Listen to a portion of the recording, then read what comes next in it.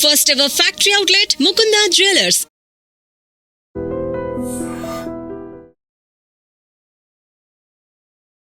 ప్రేక్షకులకి మీ రామచంద్రమూర్తి నమస్కారాలు.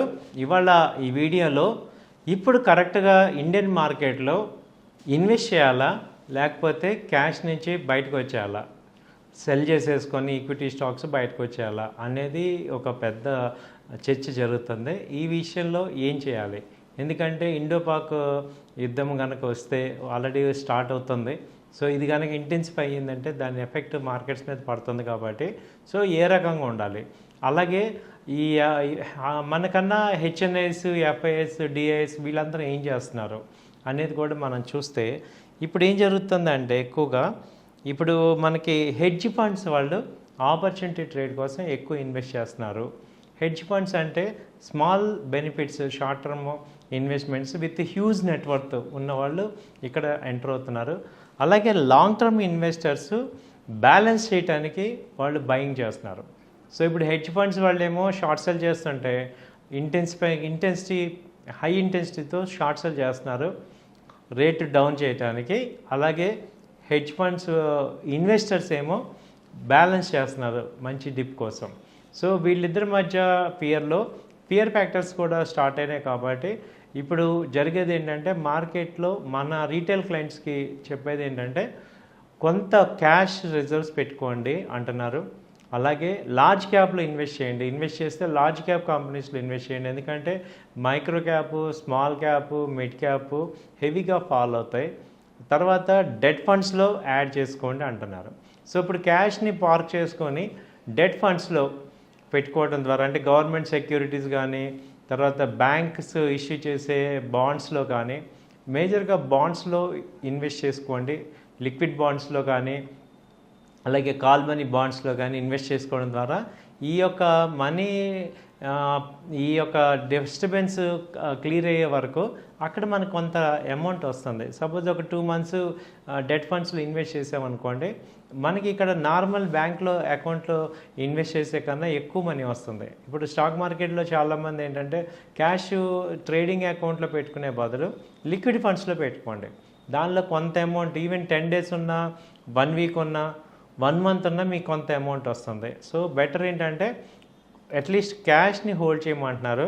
లేదు ఇన్వెస్ట్ చేయమంటేనేమో లార్జ్ క్యాప్లో ఇన్వెస్ట్ చేయండి. అలాగే బ్యాలెన్స్డ్ ఈక్విటీ మ్యూచువల్ ఫండ్స్లో ఇన్వెస్ట్ చేసే వాళ్ళకి చెప్పేది ఏంటంటే డెట్ ఫండ్స్లో ఎక్కువ ఇన్వెస్ట్ చేసుకోండి, స్టేక్ పెంచుకోవచ్చు. అలాగే wait for opportunity. Large caps బాగా అండర్ వాల్యూ అవుతున్నప్పుడు, మంచి కరెక్షన్స్ అవుతున్నప్పుడు వాటిల్లో ఇన్వెస్ట్ చేయడానికి మంచి అవకాశం ఉంది. కాబట్టి కొంచెం వెయిట్ చేయటం కూడా ఉత్తమం, మంచి పాయింట్లు అనేది వీళ్ళు చెప్తున్నారు. ఇంకోటి ఎవరు చెప్పేది ఏంటంటే macro disruptions create macro opportunities. అంటే ఇప్పుడు షార్ట్ టర్మ్లో ఏదైనా డిస్టర్బెన్స్ జరుగుతున్నప్పుడు అవన్నీ కూడా షార్ట్ టర్మ్ ఆపర్చునిటీస్ని క్రియేట్ చేస్తాయి. కాబట్టి keep cash ready to deploy during dips అవుతున్నప్పుడు, తగ్గుతున్నప్పుడు క్యాష్ని డిప్లాయ్ చేసుకొని షార్ట్ టర్మ్ బెనిఫిట్ పొందొచ్చు అని చెప్తున్నారు. సపోజ్ గివెన్ ఎగ్జాంపుల్ ఏంటి, ఇవాళ అల్ట్రాటెక్ దాదాపు 1000 points తగ్గింది, కాబట్టి కొంత పుల్ బ్యాక్ అయ్యే అవకాశాలు ఉన్నాయి. అలాగే ఏసీసీ 2100 నుంచి 1800కి వచ్చింది, కాబట్టి పుల్ బ్యాక్ అయ్యే అవకాశాలు ఉంటున్నాయి. ఇలా మనం ఏంటంటే ఆపర్చునిటీస్ తీసుకొని లార్జ్ క్యాప్లో ఆపర్చునిటీస్ మనం వెతుక్కొని బాగా తగ్గినప్పుడు వాటిలో ఇన్వెస్ట్ చేయటం కరెక్ట్గా అనిపిస్తుంది. అలాగే ఇండిగో తీసుకుంటే దాదాపు 600 points డౌన్ అయింది. సో అలాగే ఈ కంపెనీస్లో మనకి ఇప్పుడు బెనిఫిట్స్ ఉన్నాయి. సో అలాగే టాటా మోటార్స్ దాదాపు 1100 నుంచి ఇప్పుడు 700కి వచ్చింది. Indo UK free trade agreement ద్వారా టాటా మోటార్స్ కొంత బెనిఫిట్ అవుతుంది. కాబట్టి దాన్ని మనం అలాంటి న్యూస్ బేస్డ్ రివర్సల్ ట్రాక్ ఉన్నప్పుడు ఇన్వెస్ట్ చేసుకోవచ్చు అని చెప్తున్నారు. సో ఇదంటే ఈ యొక్క ఇప్పుడు ఏం చేయాలి, ఇన్వెస్టర్స్ కానీ ట్రేడర్స్ కానీ ఏం చేయాలని చూస్తే, సో కొంత క్యాష్ పెట్టుకోండి ఫ్రీగా. అలాగే ఆల్రెడీ ఇన్వెస్ట్ చేసిన కంపెనీస్ కూడా లార్జ్ క్యాప్లో పెట్టుకోండి. లార్జ్ క్యాప్ మనకి మంచి డిఫెన్స్ ఇస్తుంది. స్మాల్ అండ్ మైక్రో క్యాప్ అయితే బాగా ఫాలో అవుతాయి. సో ఇంకా కరెక్షన్ అయిపోలేదు, సో ఇంకా కరెక్షన్ కానీ డౌన్ఫాల్ కానీ అప్పుడే అయిపోదు, ఇంకా ఛాన్సెస్ ఉన్నాయి అనేది అయితే చెప్తున్నారు. ఇప్పుడు కరెక్ట్గా ఇండియన్ మార్కెట్లో ఇన్వెస్ట్ చేయాలా లేకపోతే క్యాష్ నుంచి బయటకు వచ్చేయాలా, సెల్ చేసేసుకొని ఈక్విటీ స్టాక్స్ బయటకు వచ్చేయాలా అనేది ఒక పెద్ద చర్చ జరుగుతుంది. ఈ విషయంలో ఏం చేయాలి? ఎందుకంటే ఇండోపాక్ యుద్ధం కనుక వస్తే ఆల్రెడీ స్టార్ట్ అవుతుంది. సో ఇది కనుక ఇంటెన్సిఫై అయ్యిందంటే దాని ఎఫెక్ట్ మార్కెట్స్ మీద పడుతుంది కాబట్టి సో ఏ రకంగా ఉండాలి. అలాగే ఈ మనకన్నా హెచ్ఎన్ఐస్, ఎఫ్ఐఎస్, డిఐఎస్ వీళ్ళందరూ ఏం చేస్తున్నారు అనేది కూడా మనం చూస్తే ఇప్పుడు ఏం జరుగుతుందంటే ఎక్కువగా ఇప్పుడు మనకి హెడ్జ్ ఫండ్స్ వాళ్ళు ఆపర్చునిటీ ట్రేడ్ కోసం ఎక్కువ ఇన్వెస్ట్ చేస్తున్నారు. హెడ్జ్ ఫండ్స్ అంటే small benefits, short term investments with huge net worth ఉన్నవాళ్ళు ఇక్కడ ఎంటర్ అవుతున్నారు. అలాగే లాంగ్ టర్మ్ ఇన్వెస్టర్స్ బ్యాలెన్స్ చేయడానికి వాళ్ళు బయింగ్ చేస్తున్నారు. సో ఇప్పుడు హెడ్జ్ ఫండ్స్ వాళ్ళు ఏమో షార్ట్ సెల్ చేస్తుంటే హై ఇంటెన్సిటీతో షార్ట్ సెల్ చేస్తున్నారు రేట్ డౌన్ చేయడానికి. అలాగే హెడ్జ్ ఫండ్స్ ఇన్వెస్టర్స్ ఏమో బ్యాలెన్స్ చేస్తున్నారు మంచి డిప్ కోసం. సో వీళ్ళిద్దరి మధ్య ఫియర్ ఫ్యాక్టర్స్ కూడా స్టార్ట్ అయినాయి కాబట్టి ఇప్పుడు జరిగేది ఏంటంటే మార్కెట్లో మన రీటైల్ క్లయింట్స్కి చెప్పేది ఏంటంటే కొంత క్యాష్ రిజర్వ్స్ పెట్టుకోండి అంటున్నారు. అలాగే లార్జ్ క్యాప్లో ఇన్వెస్ట్ చేయండి. ఇన్వెస్ట్ చేస్తే లార్జ్ క్యాప్ కంపెనీస్లో ఇన్వెస్ట్ చేయండి. ఎందుకంటే micro cap, small cap, mid cap హెవీగా ఫాల్ అవుతాయి. తర్వాత డెట్ ఫండ్స్లో యాడ్ చేసుకోండి అంటున్నారు.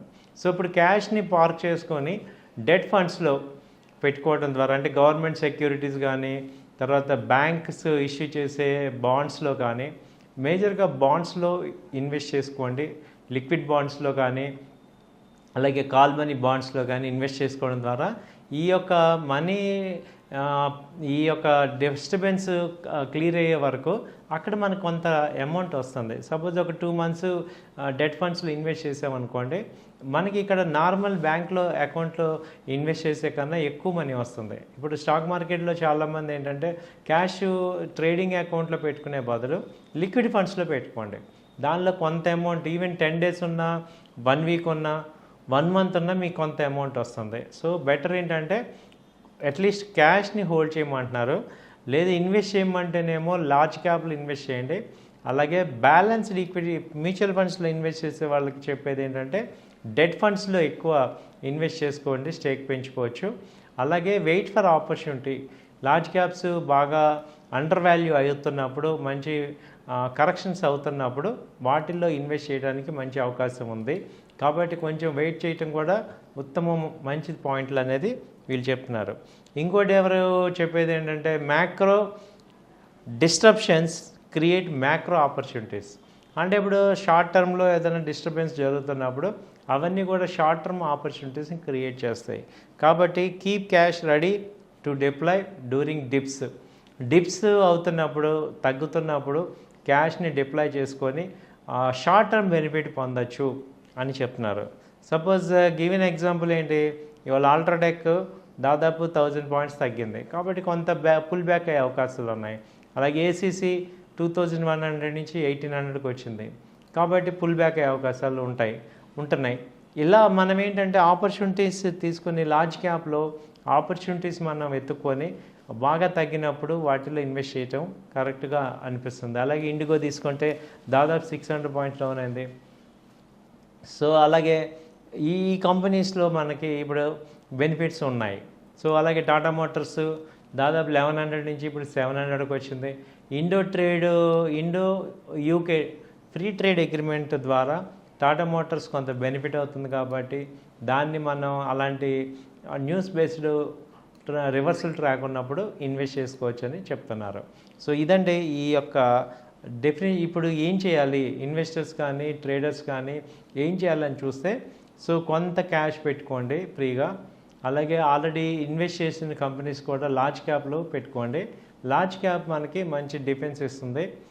స్మాల్ అండ్ మైక్రో క్యాప్ అయితే బాగా ఫాలో అవుతాయి. సో ఇంకా కరెక్షన్ అయిపోలేదు. సో ఇంకా కరెక్షన్ కానీ డౌన్ఫాల్ కానీ అప్పుడే అయిపోదు, ఇంకా ఛాన్సెస్ ఉన్నాయి అనేది అయితే చెప్తున్నారు. So keep watching I dream. Thank you అండి, నమస్తే.